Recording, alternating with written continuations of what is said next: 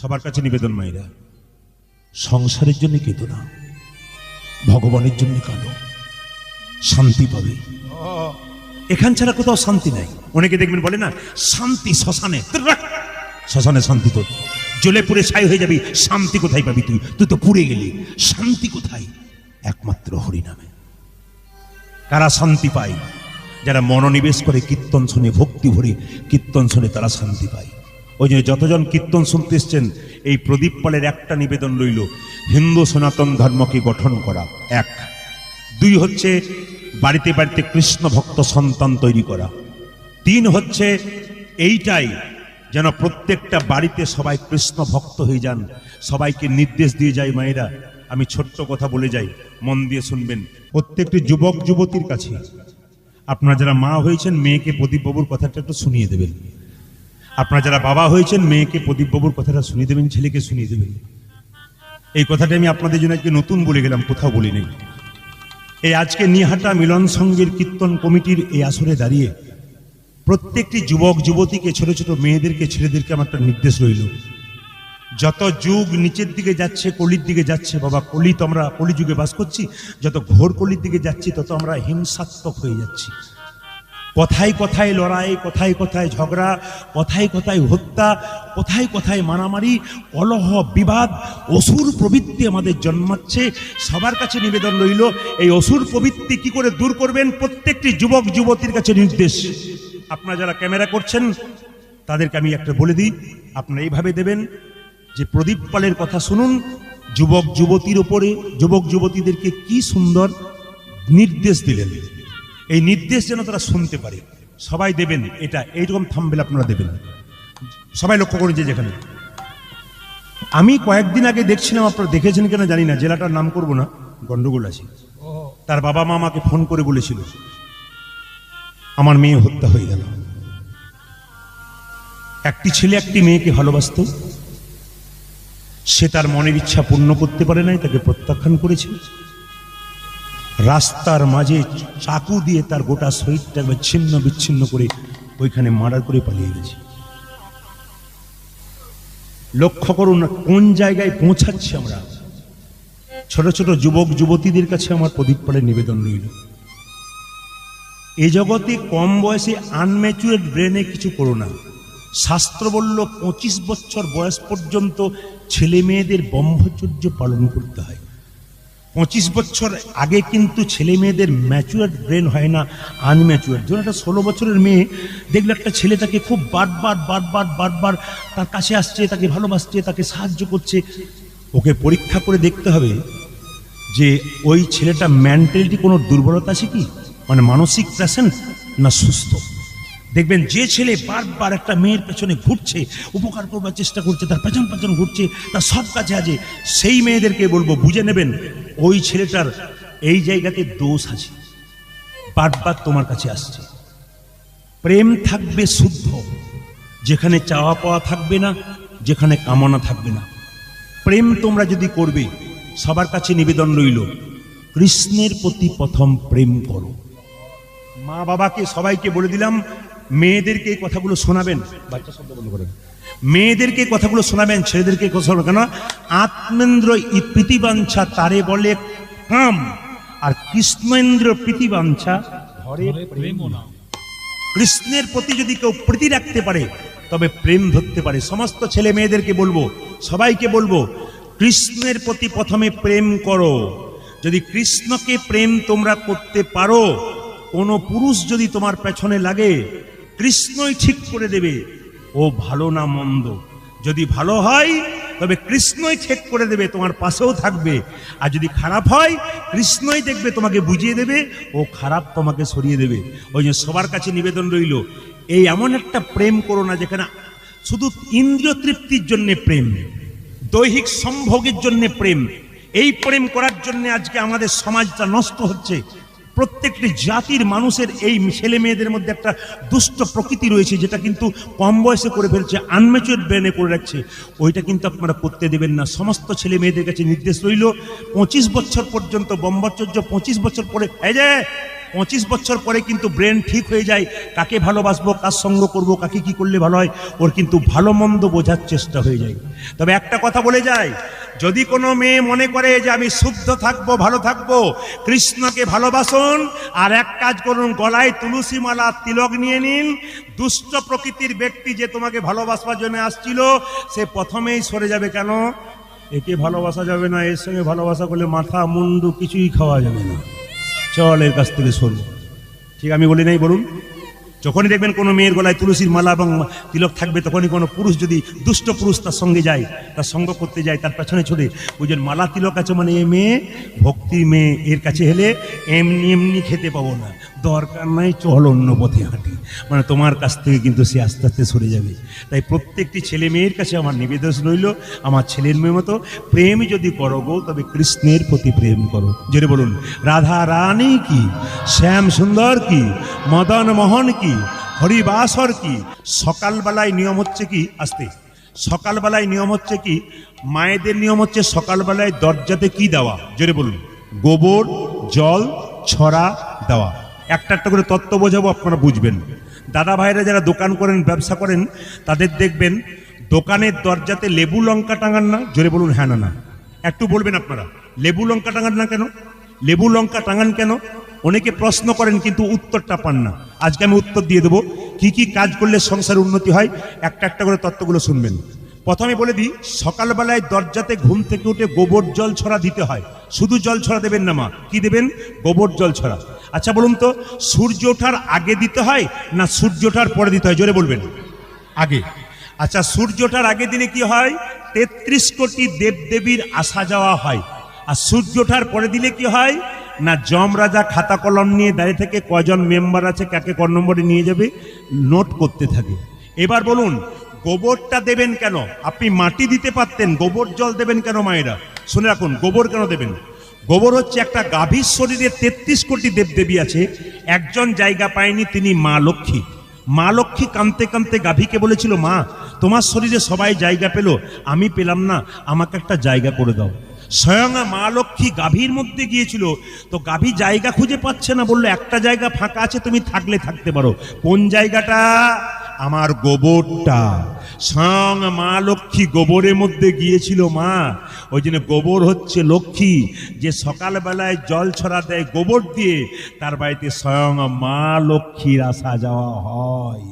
এই জন্য আপনাদের কাছে নিবেদন রইল, আপনার সকালবেলায় গোবর জল ছড়া বাড়িতে দেবেন। আচ্ছা মায়েরা, এবার বলে রাখি, যে যেখানে বসে আছেন, যে আচ্ছা লক্ষ্মী পুজোতে আপনারা ঘন্টা টন্টা বাজান? জোরে বলুন হ্যাঁ না না। বাজান না, কিন্তু কেন বাজান না? ঘণ্টকর্ণ নামে এক দেবতা লক্ষ্মীর সঙ্গে খারাপ ব্যবহার করেছিল, ওই জন্য লক্ষ্মী পুজোতে ঘণ্টা বাজাতে নেই। একটা নিয়ম আপনাদের বলে দিই, যাদের বাড়িতে অলক্ষ্মী বারবার প্রবেশ করছে, এই নিয়মটা শুনবেন, এটা কিন্তু বিখ্যাত জ্যোতিষের কথা আমি বলে দিলাম, বিখ্যাত জ্যোতিষের কথা। যাদের বাড়িতে বারবার আর্থিক অভাব, অলক্ষ্মী ঢুকছে, তারা দুটো দিন দুটো কাজ করুন। মঙ্গলবার দিন একটা কাজ করুন, আর বৃহস্পতিবার দিন একটা কাজ করুন। কি করবেন? দেখবেন অলক্ষ্মীর বাস কোন জায়গাতে, বিশেষ করে অলক্ষ্মীর বাস হচ্ছে অন্ধকার জায়গাগুলোতে। বাড়ির যে জায়গাগুলো অন্ধকার জায়গা, সেই জায়গাগুলোতে কিন্তু অলক্ষ্মীর বাস। এই জন্য অন্ধকার জায়গাগুলোতে আপনারা কি করবেন, ওই বৃহস্পতিবার দিন এক বালতি জলে একবারে কেনা লবণ, পরিষ্কার লবণ, রান্না করার লবণ নেবেন না কিন্তু, মানে যে রান্না করছিলেন ওই লবণটা নিয়ে নেবেন না, কেনা এক প্যাকেট লবণ থেকে শুদ্ধ লবণ নিয়ে আপনি গোটা বাড়ির যে অন্ধকার জায়গাগুলো রয়েছে, ওই লবণ জল দিয়ে গোটা বাড়িটা ধুয়ে মুছে পরিষ্কার করুন।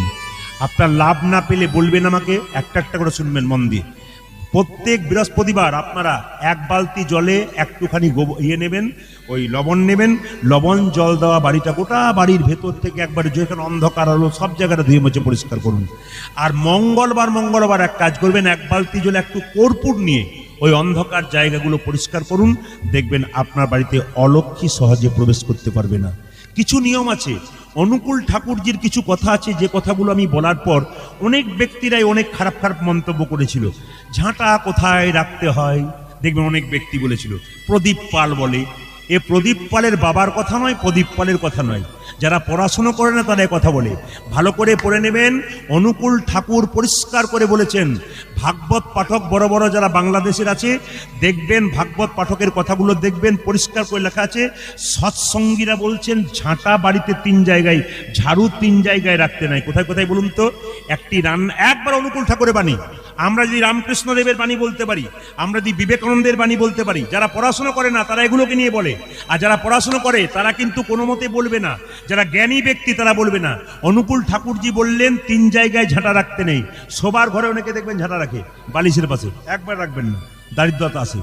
রান্নাঘরে ঝাঁটা রাখবেন না, কেন? রান্নাঘর হচ্ছে মা অন্নপূর্ণার বাড়ি, ওইখানে আপনি ঝাঁটা কোনো মতে রাখবেন না। আর তৃতীয় কোথায় বলুন তো?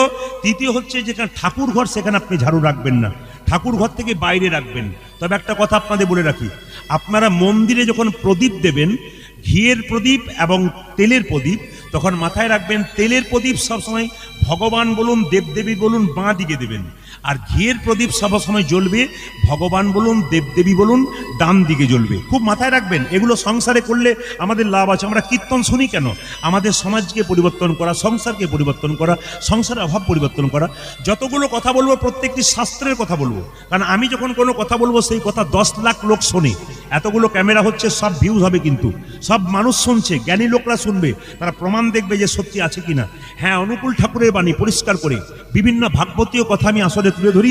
সেই ভাগবতীয় কথাকে তুলে ধরার জন্য অনেকের হিংসা হয়, এগুলো কোথা থেকে পায়? যারা পড়ে না তারা এই কথা বলে পরিষ্কার করে যাবেন। যারা পড়াশোনা করবে তারা কোনো মতেই বিদ্রুপাত্মক মন্তব্য করবে না, আর যারা যে সম্বন্ধে জানে না তারা সেই সম্বন্ধে মন্তব্য করতে থাকে। একটা কথা বলি আপনাদেরকে, সাধুগুরু বৈষ্ণবের চরণে প্রণাম জানাই, মহাপ্রভুর আশীর্বাদ আপনাদের উপর পড়ুক, মহাপ্রভুকে প্রণাম জানাই, চৈতন্য চরিতামৃতকে প্রণাম জানাই, প্রত্যেকটি শাস্ত্রগ্রন্থকে প্রণাম জানাই, প্রত্যেকটি গৌড়ীয় মঠের যারা সাধুগুরু বৈষ্ণব আছে তাদেরকে প্রণাম জানাই, প্রত্যেকটি ইস্কন মন্দিরে যারা প্রভুপাদ আছেন তাদেরকে প্রণাম জানাই, প্রত্যেকটি সাধুগুরু বৈষ্ণব যারা এখানে এসেছেন তাদের চরণে কোটি কোটি প্রণাম জানাই। এদেরকে প্রণাম না জানালে, এদের আশীর্বাদ না পেলে কীর্তন করা কোনোদিন সম্ভব হয় না। একটা করে শুনবেন মায়েরা, যে যেখানে বসে আছেন। তাহলে এই কাজগুলো বললাম, এইবার মাথায় রাখবেন, বাড়িতে আপনি গোবর জল দিচ্ছেন, ভালো করছেন, লক্ষ্মী পুজোতে ঘন্টা কিন্তু বাজে না। দ্বিতীয়, লক্ষ্মী পুজোতে এক জায়গায় বলেছিলাম আপনাদের বারুইপুরে, কলা লক্ষ্মী পুজোয় দিতে নাই। একজন ব্রাহ্মণ কিন্তু উঠেছিল আসলে, এক দাদা জানেন না, কলা দিতে নাই মানে কি বলছে দিতে নাই? উনি পড়াশোনা করেন নাই।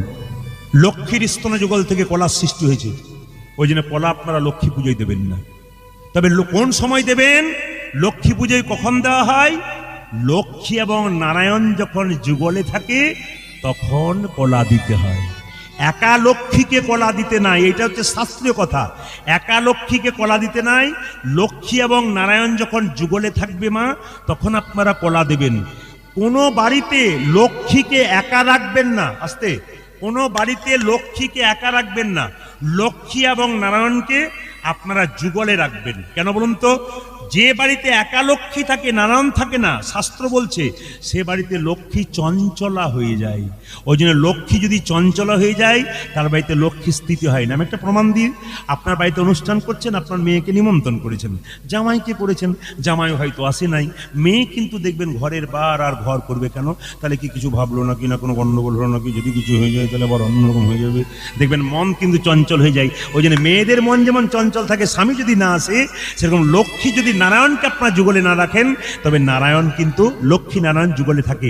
লক্ষ্মী নারায়ণকে যুগলে রাখবেন, কোনোদিন একা রাখবেন না। দেখবেন আপনারা যারা ক্যালেন্ডার দেখেছেন, ছবি দেখেছেন, এখনকার ক্যালেন্ডারে ছবি বিভিন্ন রকম করছে, কিন্তু অ্যাকচুয়ালি ক্যালেন্ডারের ছবিটা বলে দিই আপনাদেরকে। যে ক্যালেন্ডারে ছবি দেখবেন সব জায়গায় দেখবেন লক্ষ্মী নারায়ণের পদসেবা করছে, কিন্তু আমরা কি বলি?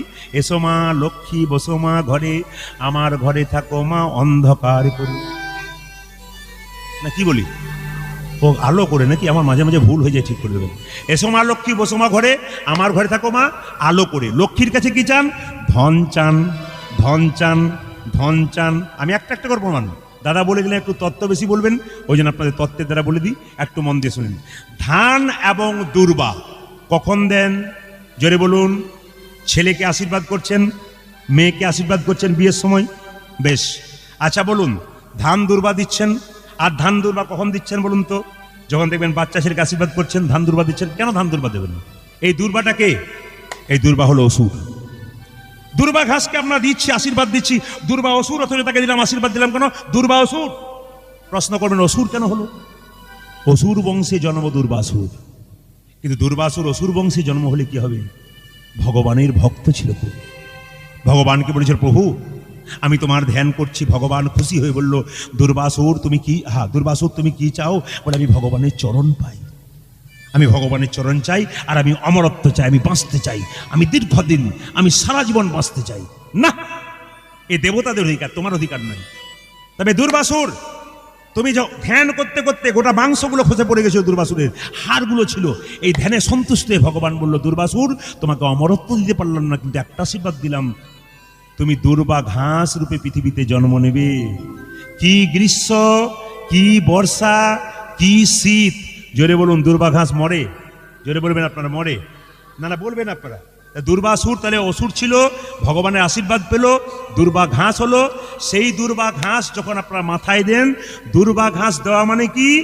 তোমার আয়ু যেন দুর্বার মতো দীর্ঘজীবী হয়। আর ধান দেন কেন? ধান হচ্ছে লক্ষ্মীর প্রতীক। ধান মাথায় দেওয়া মানে তুমি ধনবান হয়ে যাও। একটা একটা করে বলে দেবো, আপনারা একটা একটা করে শুনবেন, যে যেখানে বসে আছেন। মায়েরা আসতে গোবর সকালবেলায় ঘুম থেকে উঠে পরিষ্কার করে দরজাতে দেয় অনেক মেয়েরা, কিন্তু অনেকে দেখবেন গোবর দেখলেই গন্ধ মনে করে। আমি একটা ছোট্ট প্রমাণ দিয়ে দিই, উত্তর দেবেন এরকম। আমার পাশের বাড়িতে, আমি গ্রামে বাস করতাম, এখন বাজারে একটু এসেছি, তো গ্রামে বাস করতাম, তখন দেখতে পেয়েছি গ্রামের মেয়েরা সকালবেলায় ঘুম থেকে উঠে গাভী বের করে গোবর পরিষ্কার করে। কলকাতা থেকে একটা মেয়ে গেছে ওদের পাশের বাড়িতে, মানে বেড়াতে, মাসির বাড়ি। ও একটা কুকুরকে কোলে নিয়ে গেছে, নিয়ে বলছে, ও দিদি, পাড়া গ্রামের মেয়েগুলোকে বলছে, ও দিদি তোমরা খালি গাই গরু নিয়ে কারবার করো, আমি তো কেমন টমকে নিয়ে নাচানাচি। টম মানে কুকুরটাকে করে নিয়ে বলছে, দেখো আমি টমকে কেমন নিয়ে নাচানাচি করছি। আর তোমাদের খালি কেমন গেঁয়ো লোক গো, সকাল থেকে কাজ কম নাই, খালি গাই গরু নিয়ে গোবর নিয়ে পরিষ্কার করা, কি তোমাদের কাজ? কুকুর নিয়ে ঘোরো, দেখো কত মজা আছে। তখন সঙ্গে সঙ্গে পাড়া গ্রামের মেয়েটা বলছে, দিদি আমরা সকালবেলাতে গাই গরু নিয়ে কারবার করি, গায়ের দুধের চা খাই, তুমি কুকুর নিয়ে কারবার করো, নিশ্চয়ই কুকুরের দুধের চা খাও। যেমনটি পার্টি সেরকম উত্তর না দিলে কিন্তু হবে না মা। এই জন্য আপনাদেরকে বলে রাখি, লক্ষ্মীর কাছে ধন চাইবেন না। লক্ষ্মীর কাছে ধন চাইলে পাবেন না। ধন যদি চাইতে হয় তাহলে ভগবানের কাছে চান। কেন?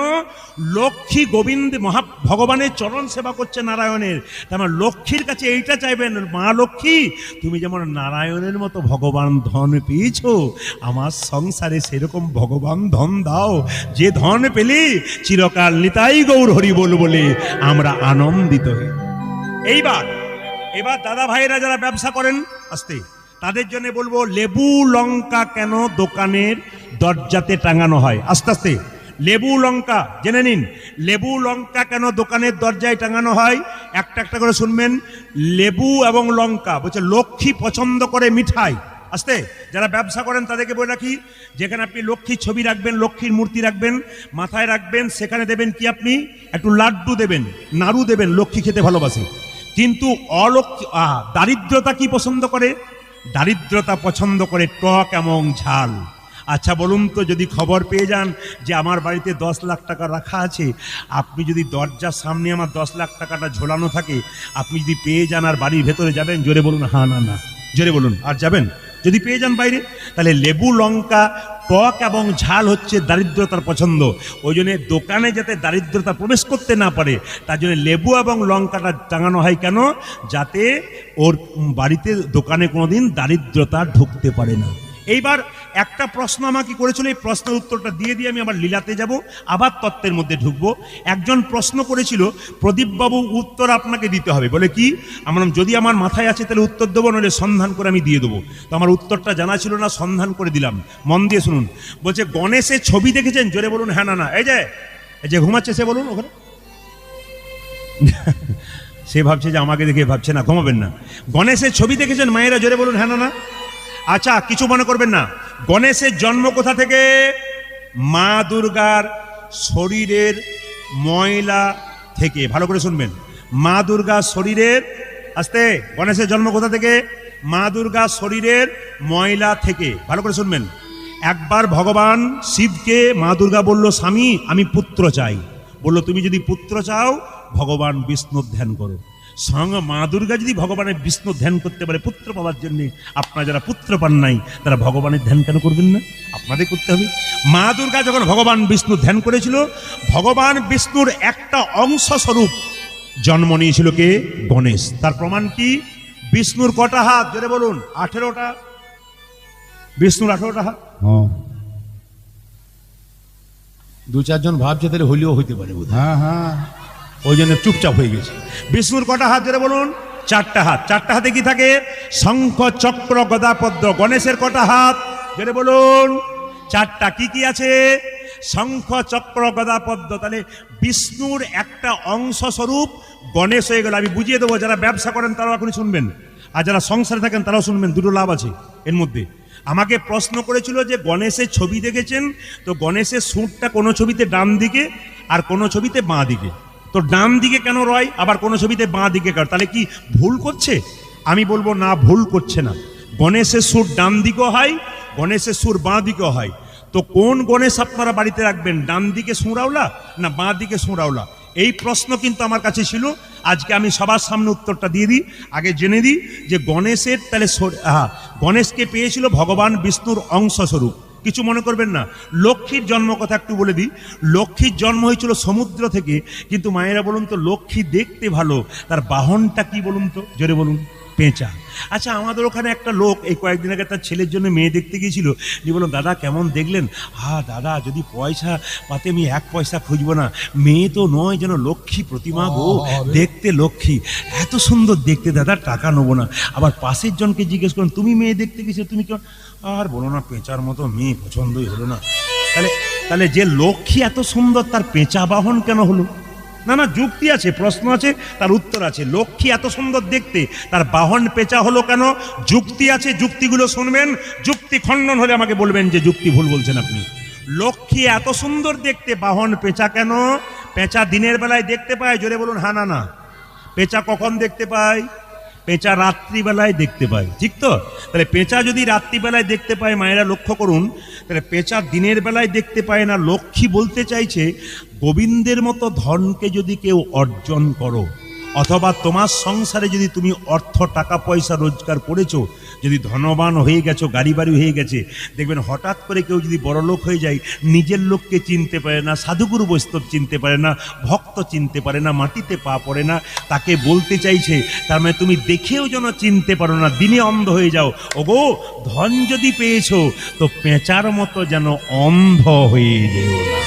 কি সুন্দর যুক্তি দেখাচ্ছে। ধন যদি পেয়েছো তাহলে পেঁচার মতো অন্ধ হয়ে যাও না। এইবার বলে রাখি, গণেশের ডান দিকে সুর, বাঁ দিকে সুর।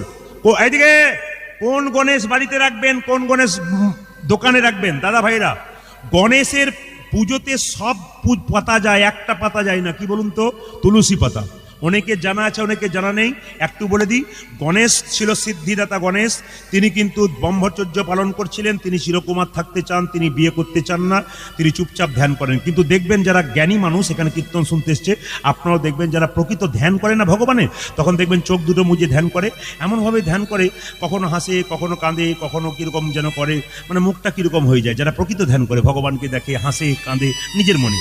এখন গণেশ যখন ধ্যান করছে ভগবানের, তখন হঠাৎ কি হচ্ছে দেখুন, তুলসী দেবী সুন্দরী দেখতে ওই পথ দিয়ে পেরোচ্ছে, গণেশ এখন হাসছে কেন বলুন তো?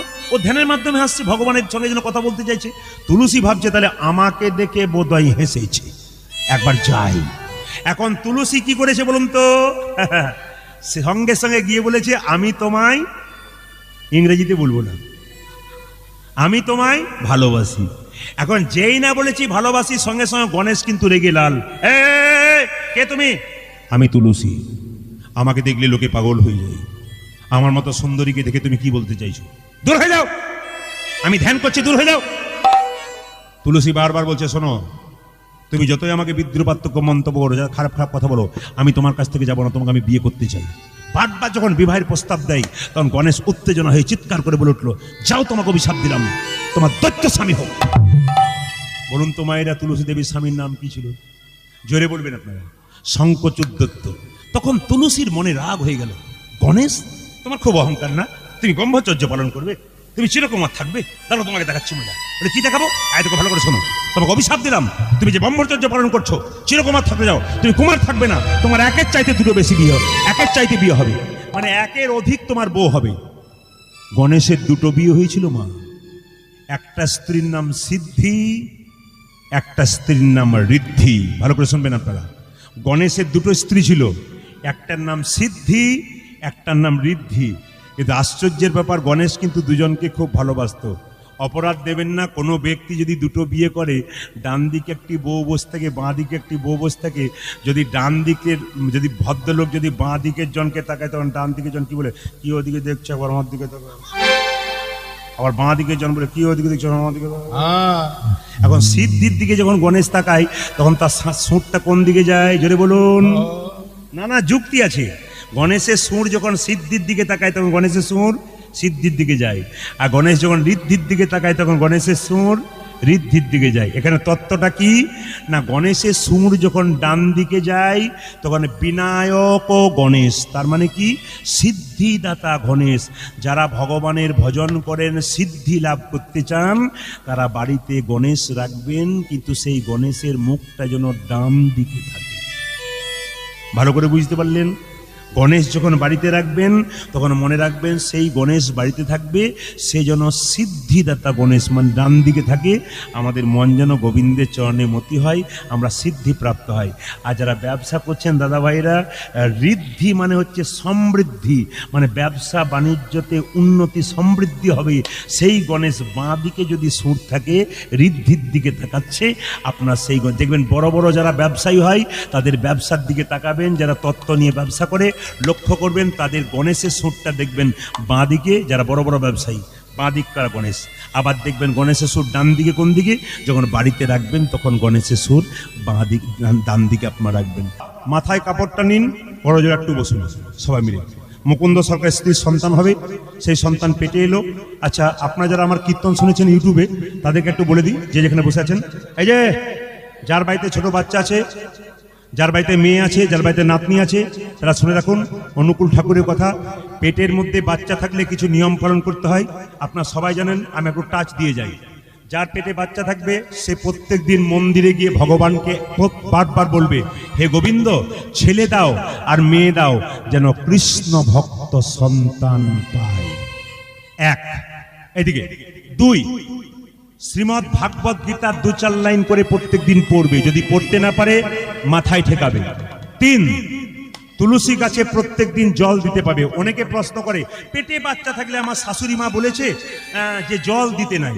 ভুল কথা। আপনার পেটে বাচ্চা থাকলে আপনি যেমন আচার করবেন, আপনার বাচ্চা কিন্তু সেরকম হবে। যে যেখানে বসে আছেন মন দিয়ে শুনবেন, পেটে বাচ্চা থাকলে আপনাকে সাধুগুরু বৈষ্ণবের উচ্ছিষ্ট প্রসাদ খেতে হবে। যারা সাধুগুরু বৈষ্ণবের উচ্ছিষ্ট প্রসাদ খান, তাদের জন্য একটু বলে দিই আপনাদেরকে, উচ্ছিষ্ট প্রসাদ কিন্তু খেতে খেতে নেবেন না কেউ। সবাই শুনুন, বৈষ্ণব যখন আপনার একটু কমান, বৈষ্ণব যখন আপনার বাড়িতে সেবা করবে, তখন সেবা করতে করতে হঠাৎ মাঝখানে চাইবেন না। খুব ভালো নিয়মগুলো শুনুন, মাঝখানে চাইবেন না। সেবা হয়ে যাবে, যখন উনি উঠতে যাবেন, তখন বলবেন প্রসাদটা দিন। সেবা করতে করতে প্রসাদ চাইলে প্রসাদকে অপমান করা হয়, ওই জন্য সেই সময় প্রসাদটা নেবেন। পেটে বাচ্চা থাকলে কিছু নিয়ম আছে, এই নিয়মগুলো পালন করুন।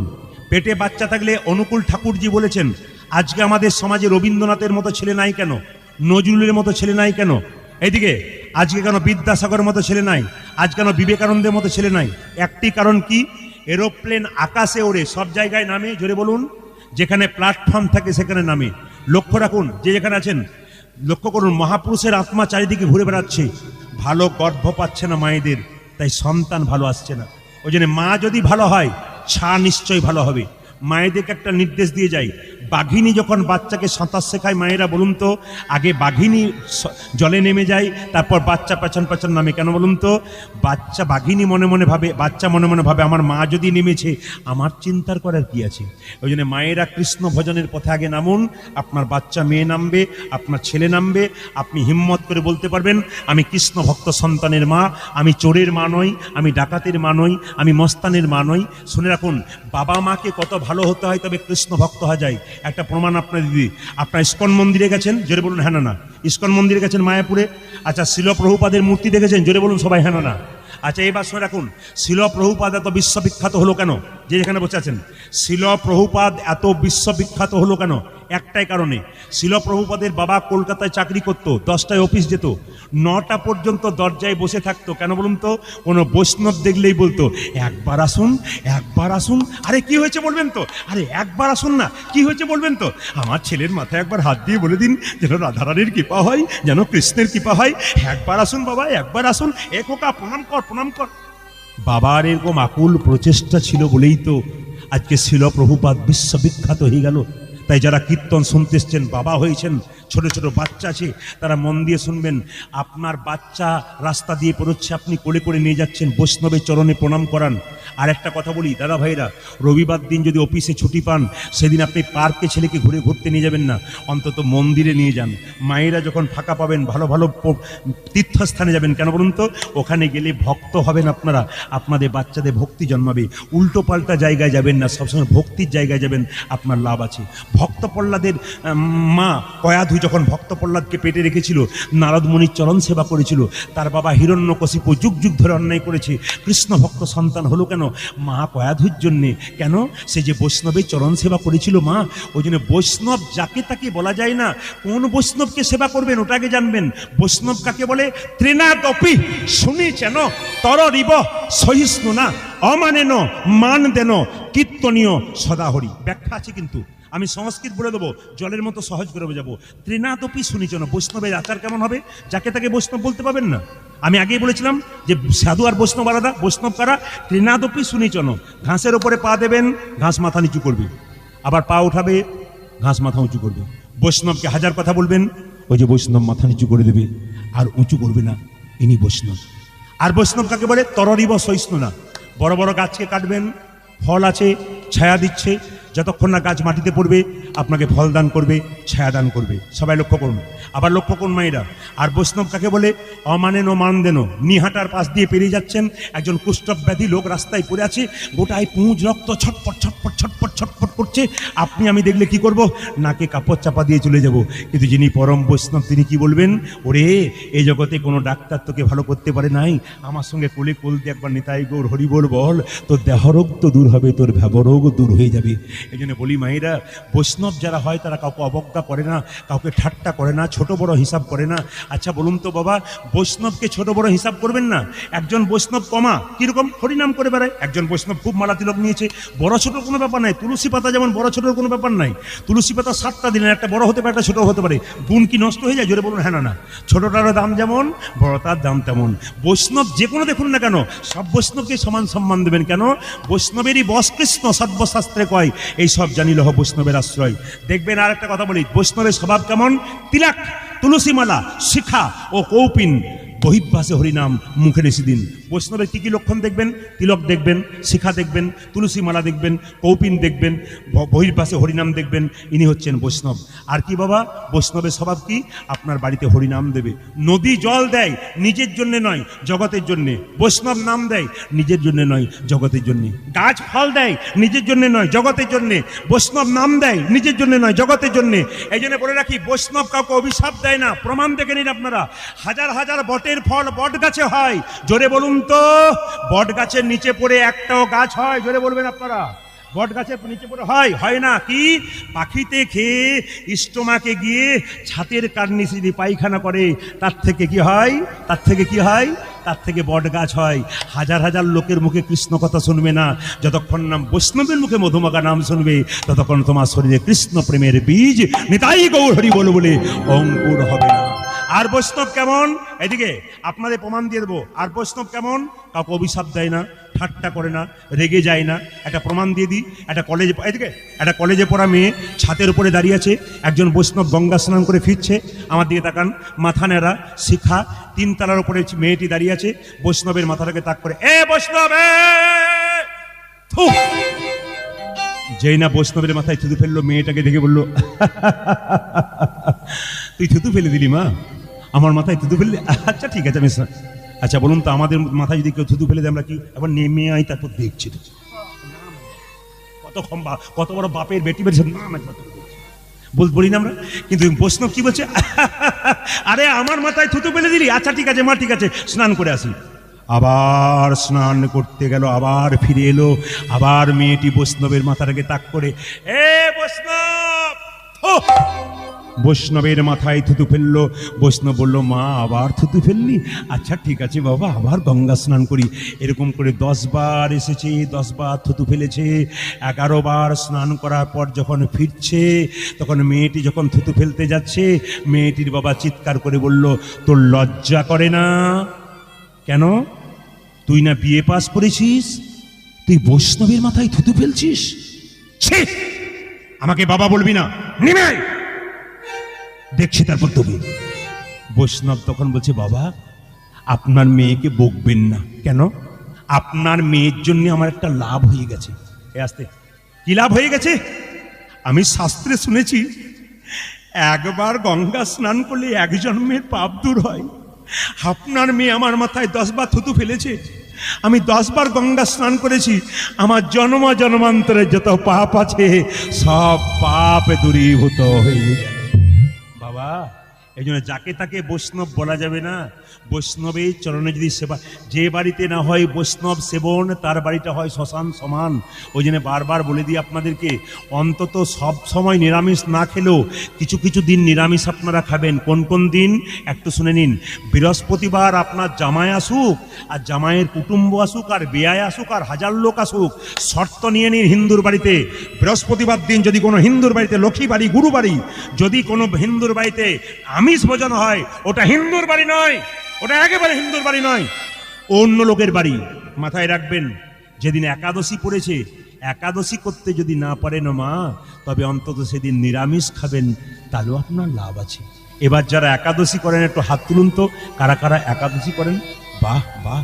ও এই জন্য আমাকে নিয়ে হাঁটা মিলন সংঘের কমিটি ছেলেরা বলল, আপনি অনেক জায়গায় গান করেছেন, কিন্তু আমাদের এখানে গান করে দেখবেন। এখানকার ভক্তরা কত শান্ত, এরা কিন্তু প্রকৃত ভক্ত। আমি বুঝতে পেরেছি, তিলকমালা দেখে অনেকে বুঝতে পেরেছি, আপনাদের হাত তোলা দেখে বুঝতে পেরেছি আপনারা পাকা লোক, এবং যারা দাঁড়িয়ে আছে তাদেরকে দেখেও বুঝতে পেরেছি এত কষ্ট করে দাঁড়িয়ে আছেন। একটা একটা করে শুনবেন মন দিয়ে। আমাকে একজন প্রশ্ন করেছিল, দীক্ষা নিলে একাদশী করা যায়, না নিলে কি করা যায়? প্রশ্ন করেছিল, উত্তরটা শুনে রাখুন। অনেকে প্রশ্ন করেছিল, দীক্ষা নিলে একাদশী করা যায় জানি, দীক্ষা না নিলে কি করা যায়? সবাই শুনে রাখুন, লাইভ হচ্ছে, সবাই শুনছে, গোটা মানে ভারতবর্ষের মানুষ শুনছে। আমি আপনাদের বলে দিই, দীক্ষা নেওয়া না নেওয়ার সঙ্গে একাদশীর কোনো সম্পর্ক নাই। আপনি দীক্ষা নিলেও নিতে করতে পারেন, আপনি দীক্ষা না নিলেও করতে পারেন। আচ্ছা, প্রশ্ন করেছিল একাদশী ছেলে না মেয়ে? আপনারা বলুন তো মায়ের, একাদশী ছেলে না মেয়ে? জোরে বলুন। একাদশী ছেলে না মেয়ে? একাদশী মেয়ে। কেন মেয়ে বলুন তো? ভগবান বিষ্ণুর সঙ্গে একজন অসুরের যুদ্ধ হচ্ছিল, তার নাম মূর নামক অসুর। অসুর কোনো মতেই, বিষ্ণু কোনো মতে অসুরের সঙ্গে যুদ্ধে পারছে না। বিষ্ণু চালাকি করে একবার গুহাতে ঢুকে গেল। তখন অসুর মনে মনে ভাবলো, এই এবার তোকে কে ছাড়ে রে, এবার তোকে ছাড়বো না। যখন অসুরটা ঢুকতে গেছে, সঙ্গে সঙ্গে ভগবান বিষ্ণুর শরীর থেকে একটা অপূর্ব জ্যোতি বেরিয়ে এলো। সেই জ্যোতি থেকে সৃষ্টি হলো একটা সুন্দরী রমণী। ওই মেয়েটি এসে মূর নামক অসুরের মস্তক ছেদন করলেন, আর সঙ্গে সঙ্গে অসুরটা মাথা কেটে পড়ে গেল। ভগবান বিষ্ণু বলল, বারে মেয়ে, আমি যাকে 1000 বছর যুদ্ধ করে পারলাম না, তুই তার সঙ্গে যুদ্ধ করে তার মাথা কেটে দিলি। মেয়েটি কেঁদে কেঁদে বলল, প্রভু আমাকে অপমান করছেন কেন? আপনার শরীর থেকে আমার জন্ম হয়েছে, আপনি আমাকে অপমান করছেন কেন? আমি আপনার শক্তিতে শক্তিময়ী হয়েছি, আমাকে একটি জায়গা দিতে হবে। কি জায়গা? আমাকে এমন একটা জায়গা দাও যেন আমি পবিত্র জায়গায় যেতে পারি। সঙ্গে সঙ্গে বলল, ওরে তোর নাম রাখলাম আজ থেকে একাদশী, তোর মধ্যে কেউ যদি যায় তাকে গয়া কাশী বৃন্দাবন কোনো তীর্থে যাবার দরকার নাই, যদি একাদশী পালন করতে পারে। সবাইকে বলে রাখি, মুসলিম সমাজে মুসলমান ভাইরা দেখবেন 30 দিনে 30টা রোজা রাখে। জোরে বলুন হানা না। ভোর 4টের সময় খায়, সন্ধে 6টার সময় খায়, থুতু গেলে না। ভালো করে শুনবেন, আমাদের হিন্দুদের বললো একসঙ্গে 30টা করার দরকার নাই। 12 মাসে কটা একাদশী হয় জোরে বলুন? 24টা একাদশী হয়। মায়েরা, একাদশীর দিনে পঞ্চশস্য বারণ থাকে। কি কি? ধান থেকে যে সৃষ্টি হয়, চাল, গম, জব, সরিষা আর কি ডাল, এগুলো কিন্তু বাদ। সেদিন সরষের তেল মাখতে পারবেন না। একাদশীর আগের দিনে কিছু নিয়ম আছে, এই নিয়মগুলো জেনে নিন। একাদশীর আগের দিনে আপনাকে ব্রাশ করে নিতে হবে। সবাই শুনে রাখুন, যারা একাদশী করেন বা করবেন, একাদশী আগের দিনে ব্রাশ করতে হয়। কেন বলুন তো? যে পেস্টটা নিচ্ছেন লবণ থাকে, আর যে ব্রাশ করতে করতে দাঁত জিভ যদি কেটে যায়, জিভ ঝুলতে গিয়ে কেটে যায়, এই জন্য আপনি আগের দিনে করে নেবেন রাত্রিবেলায় শোবার সময়। কারণ খাবারের কুচুরি যদি দাঁতের মধ্যে ঢুকে থাকে, খাবারের টুকরো যদি ঢুকে থাকে, তাহলে আপনার একাদশী হলো না। কেন হলো না বলুন তো? ওইটা তো রয়ে গেল পরের দিনের জন্য। ওই জন্য একবার ফ্রেশ করে নেবেন রাত্রিবেলায়, সকালবেলায় গরম জল দিয়ে মুখটা ধুয়ে নেবেন, ব্যাস সকালবেলায় স্নান কর গোবিন্দে ভজনা করবেন, আপনি শুভ্র পোশাক পরবেন, সবসময় ভগবানের চিন্তা করবেন একাদশীর দিনে। কারণ একাদশীর দিনে যে একাদশী করে না, সে একাই দোষী থাকে। উত্তম একাদশী কাকে বলে? যারা নির্জলা একাদশী করতে পারে তারা হলো উত্তম একাদশী। সবচাইতে ভালো যদি নির্জলা করতে পারে। আমাদের ওখানে অনেক মেয়েদেরকে দেখেছি সারাদিন পারে না, সকাল থেকে সন্ধ্যে পর্যন্ত নির্জলা থাকে, তারপর ফল খায়। উত্তম একাদশী। মধ্যম একাদশী কোনটা? যদি আপনি নির্জলা একাদশী না করতে পারেন তাহলে এক কাজ করুন, আপনি ফল খান, দুধ খান, যদি না পারেন একটু সবজি খান। কি সবজি খাবেন মায়েরা? একটু পাকা কলা, কাঁচা কলা, একটু কুমড়ো, লবণ দেবেন, কিন্তু সন্দক লবণ দেবেন। সর্ষের তেল মাখতে পাবেন না, আপনি কি তেল মাখবেন? ঘি মাখতে পারেন আপনি। যদি না মাখেন কোনো অসুবিধা নেই। খাবেন কি তেল? আপনি সাদা তেল খেতে পারেন, আপনি ঘি খেতে পারেন, কিন্তু মাথায় রাখবেন যদি আপনার পেটের কোনো গন্ডগোল থাকে, আপনি সেদিন শুধু ফল খাবেন, একটু দুধ খাবেন, থাকবেন মধ্যম একাদশী বলে। এইবার অনেকে দেখবেন একাদশী দিনে আটা খায়, ওটা একাদশী বলে না, ওটা আটাদশী হয়। এখন কিছু মনে করবেন না। একদিন আমি এক জায়গায় গিয়েছিলাম, বহুদিন আগে, এদিকে বহুদিন আগে গিয়েছিলাম, এক জায়গায় একাদশী পড়ে গেছে। বলছে বাবা এই যায় বাবা একাদশী করবেন? বলে হ্যাঁ হ্যাঁ করবো। উনি কি করেছেন?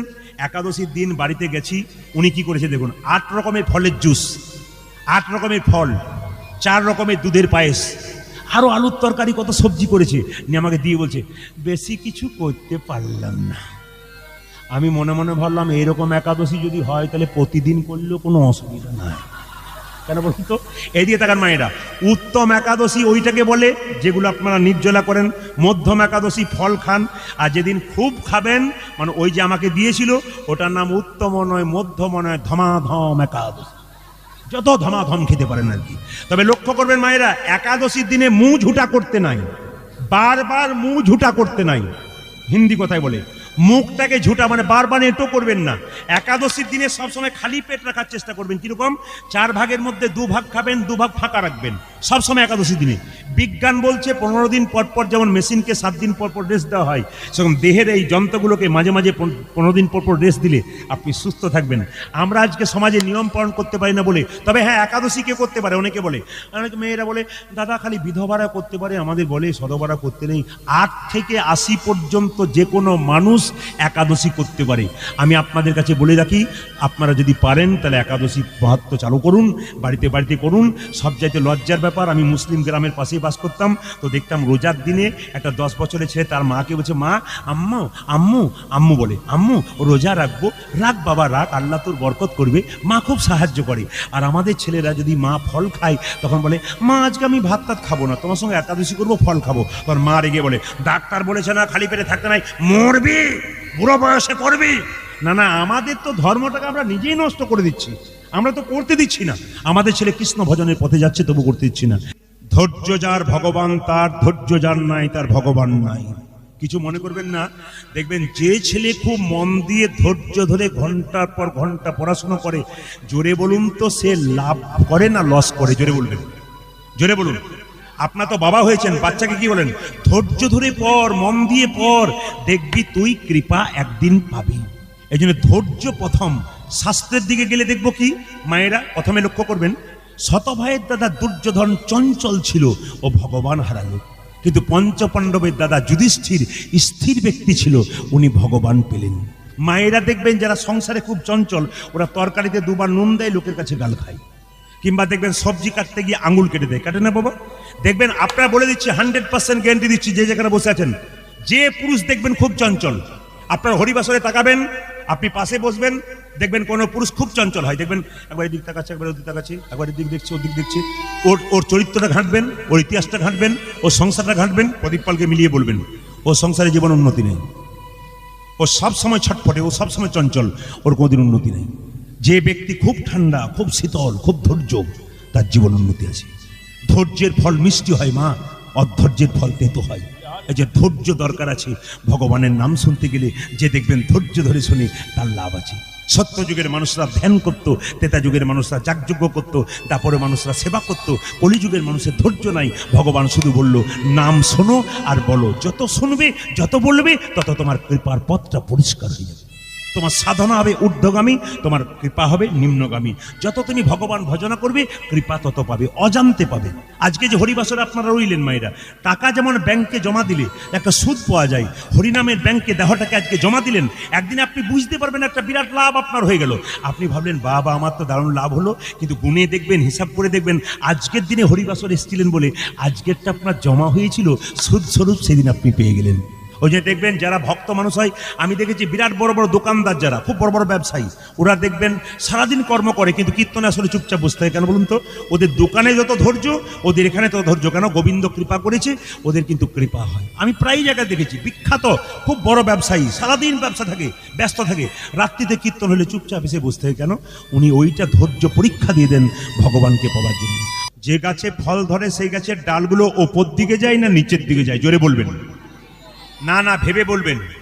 যে গাছে ফল যে গাছে ফল ধরে সেই গাছের ডালটা নিচের দিকে যায় না ওপর দিকে যায়? জোরে বলুন, নিচের দিকে। এখন লক্ষ্য করুন, যারা ভক্ত হয় তাদের ভাবটি কেমন হয়?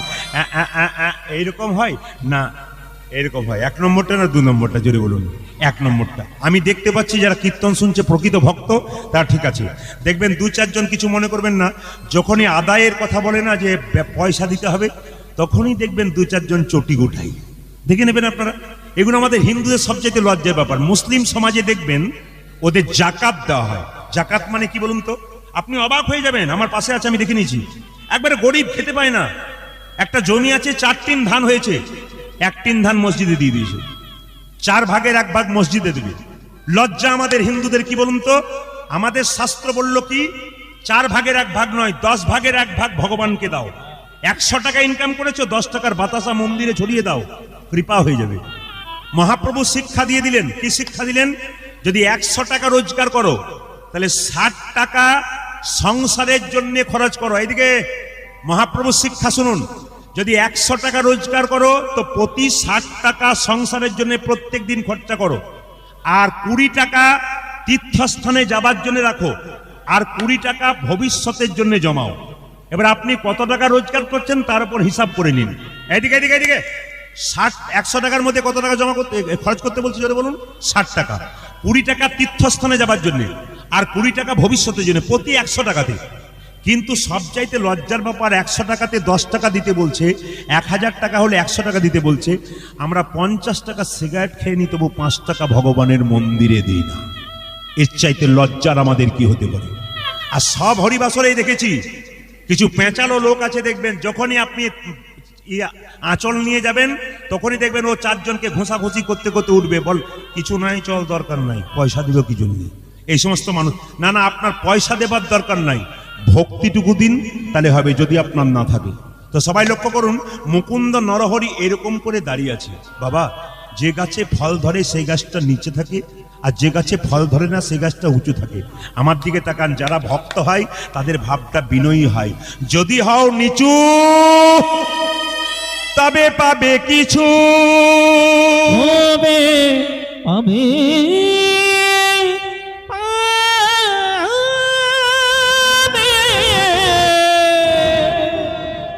পাবে কিছু। নিচু না হলে জীবনে কিছু পাবে না গো, কিছু পাবে না গো। একটা সোনার কলসি যত টাকায় দাম হোক না কেন, দাম হোক না কেন, একজনের কাছে থাকে, মাথা নিচু করতে হয়। বলুন, মাথা নিচু